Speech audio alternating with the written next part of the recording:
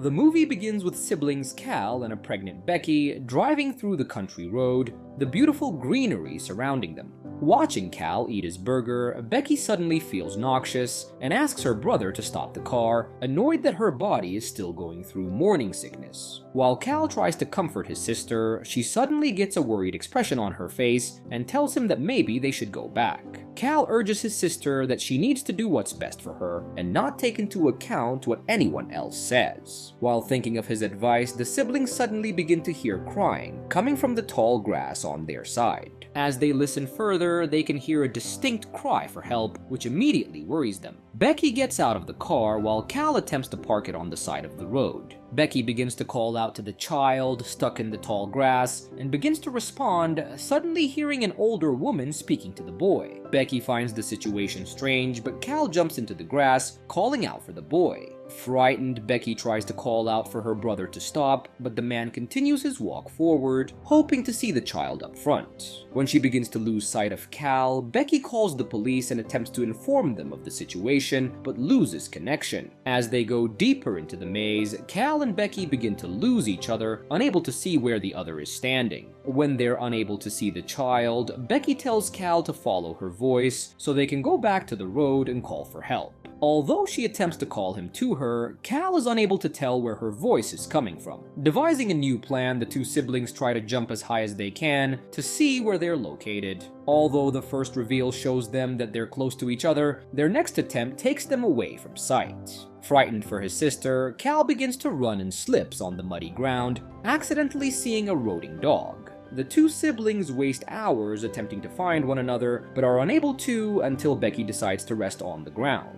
A few minutes later, she sees a man running toward her and quickly gets to her feet, announcing to Cal that there is someone else there. The man introduces himself as Ross and tells her that he is also looking for his wife and son, who are also lost in the maze. Telling Becky to follow him and to make sure that she doesn't lose sight of his figure, Ross leads her away. Meanwhile, Cal runs into Tobin, the young boy they had been trying to save, who was holding a dead craw in his hands. Cryptically, Tobin tells Cal that the field doesn't move dead things around and continues to bury the dead craw. As he is covering the animal, Tobin tells Cal that his sister will die soon. Promising to show him where Becky is, Tobin asks Cal to follow him, leading him through the field. Running through the field with Tobin, Cal finally arrives at a clearing where a giant, strange-looking rock is placed. Fascinated by the sight, Cal reaches out to touch the rock and suddenly begins to hear his sister scream. Turning around, Cal dives back into the maze, calling out his sister's name, even though Tobin tries to tell him he would never be able to find her that way. A few days later, a man arrives in town looking for the siblings who had disappeared. After asking the first stranger he had met, Travis continues his drive until he comes to church, but is unable to find any clues inside. After leaving the old building, Travis decides to explore the huge maze outside, yelling out Becky's name while he searches. After walking for several hours and being unable to find any clue about his lost girlfriend, Travis decides to lay on the ground and get some rest. A few minutes later, he is startled away when he sees Tobin standing in front of him. Tobin informs Travis that he knows who he is and that he is looking for Becky, making Travis anxious to find his girlfriend. Offering to show him where Becky is, Tobin leads him through the maze until he finds Becky's dead and rotting body. While Travis is crying over Becky's body and screaming for help, Tobin disappears. The following morning, Travis wakes up lying next to Becky and sheds his last tear before attempting to leave the complicated maze. Suddenly, Travis begins to call out Tobin's name, and we see the young boy on the other side of the street, unaware of who calling him. A few minutes later, his dog runs into the field, making Tobin chase after it, followed by his mother and father, Natalie and Ross. As soon as the family enters the field, they are unable to find each other, lost like everyone who has entered the maze. The following day, Travis kept walking around inside the field in hopes of finding a way out when he heard Becky and Cal's voices. Startled by the unexpected sound, Travis attempts to reach out to them as Becky tries to figure out how he was able to get there before them.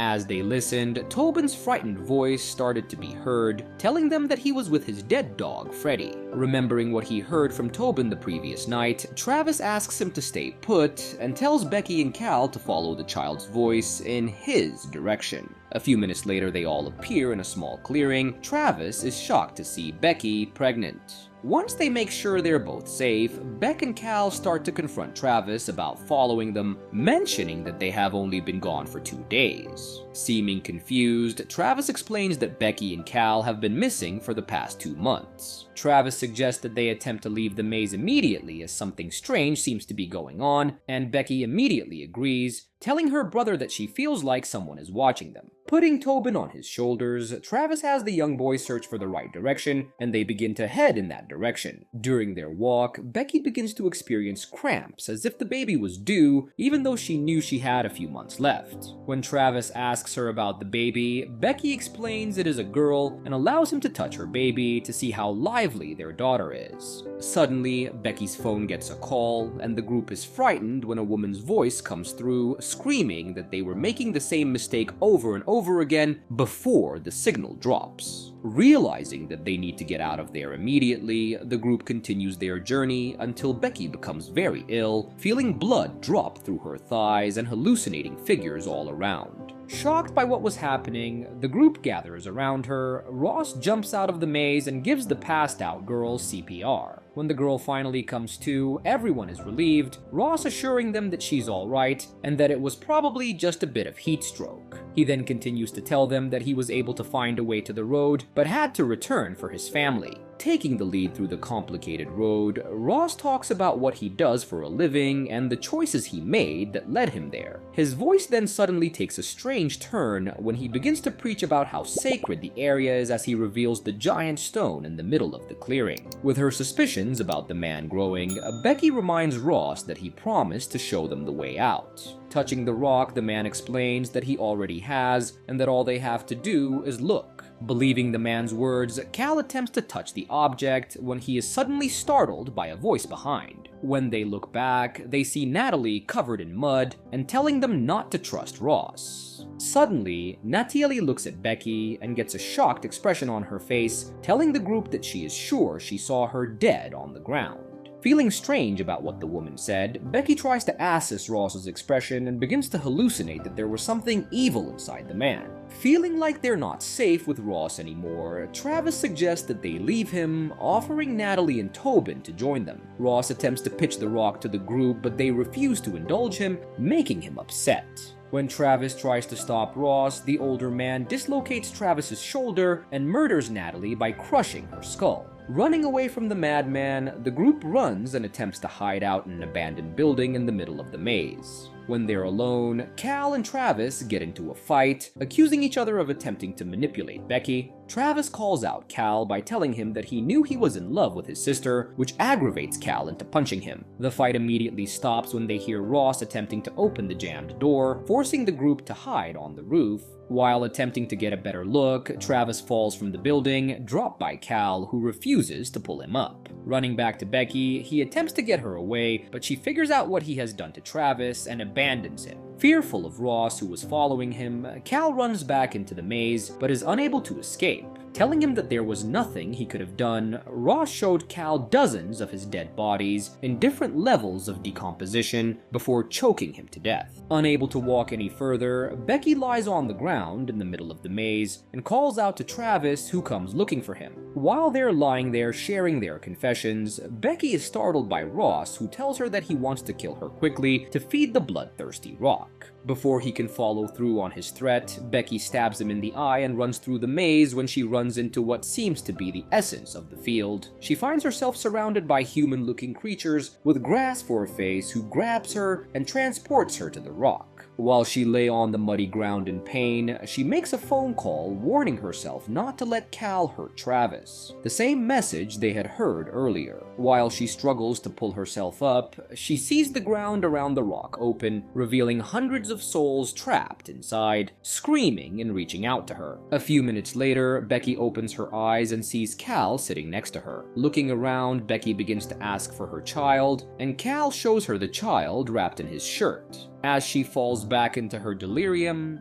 Cal begins to feed her something, telling her it is simply grass. Fighting to get her back her senses, she tells Cal that what he is feeding her tastes strange and looks around to see a bloody rag. As she realizes what had happened, she notices Ross lean over her, telling her that she has eaten it all. When Travis finally makes it to Becky, he sees her passed out on the ground and finds Tobin standing next to him, who tells him that his father killed the baby, fearful that he was going to keep killing them over and over again. Tired of the constant pain, Travis dares Ross to come out. Appearing behind him, the two enter a fight where Ross stabs Travis, but the young man manages to choke Ross to death, yelling that he never wanted to return there. Devastated by his loss, Travis decides to touch the rock, which creates a ripple effect inside him. Looking back at Tobin, Travis orders the child to follow him and pushes him into the church. When Tobin walks out of the building, he sees Becky and Cal leaving their car after hearing him inside the maze and immediately stops them, warning them against what would happen. Frightened by the kid's warning and the trinket he had given her, which belonged to Travis, she tells Cal that they need to take the child and return to where they came from. Listening to his sister, Cal puts the car in reverse and takes them back to where they had come from. Inside the maze, Travis watches Becky safely leave and smiles to himself. Realizing that the love of his life is finally safe, Travis rests back on the ground as the grass slowly covers him. And with that, the movie ends. We hope you enjoyed our recap. Like the video and subscribe to our channel for more amazing recaps. See you in the next one.